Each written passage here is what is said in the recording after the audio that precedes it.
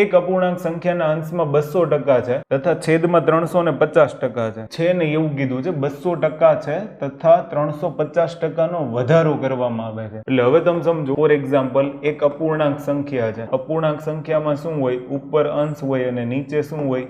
છેદ હોય. રકમમાં કીધું છે કે આમાં 200% નો વધારો કરવામાં આવે, બરાબર, અને છેદની અંદર 350% નો વધારો કરવામાં આવે. ઓલરેડી આ બંને પોતાનામાં 100% હોય. ઓલરેડી આ બંને પોતાનામાં કેટલા પર્સન્ટેજ હોય?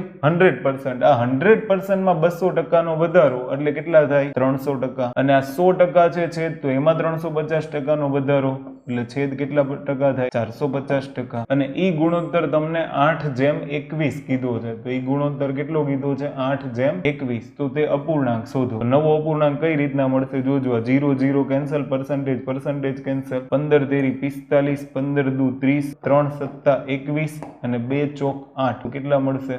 4:7.